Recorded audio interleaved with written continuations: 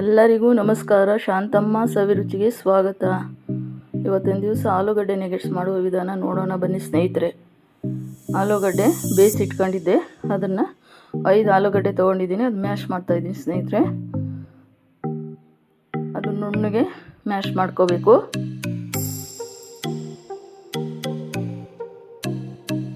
ಒಂದು ಸ್ಪೂನ್ ಸಹಾಯದಿಂದ ಮ್ಯಾಶ್ ಮಾಡ್ಕೊಳ್ಳಿ. ಚೆನ್ನಾಗಿ ಮ್ಯಾಶ್ ಆಗ್ತದೆ.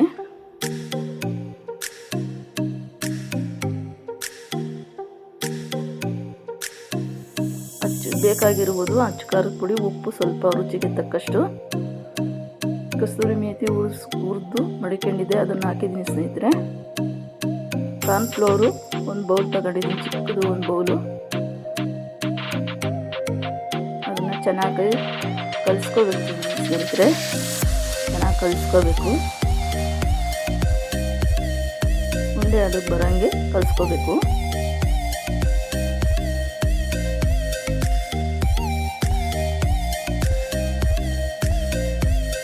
ಕಲಸಿದಾಗಿದೆ ಸ್ನೇಹಿತರೆ. ಎಣ್ಣೆ ಸ್ವಲ್ಪ ಹಾಕ್ಕೊಂಡು ಉಂಡೆ ಮಾಡ್ಕೊತೀನಿ.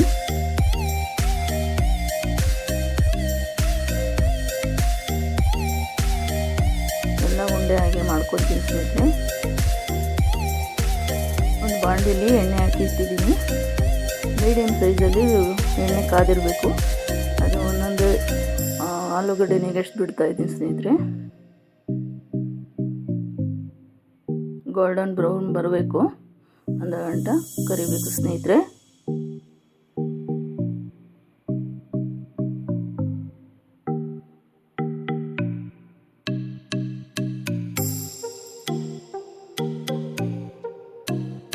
ಗೋಲ್ಡನ್ ಬ್ರೌನ್ ಬರ್ತಾ ಇದೆ ಸ್ನೇಹಿತರೆ, ಹಾಗೆ ಕರಿಕೊಳ್ಳಿ.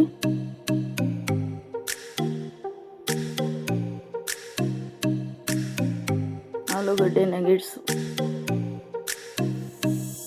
ತಗೊತಾ ಇದ್ದೀನಿ. ಒಂದು ತಟ್ಟೆಯಲ್ಲಿ ಹಾಕ್ಕೊತಾ ಇದ್ದೀನಿ ಸ್ನೇಹಿತರೆ.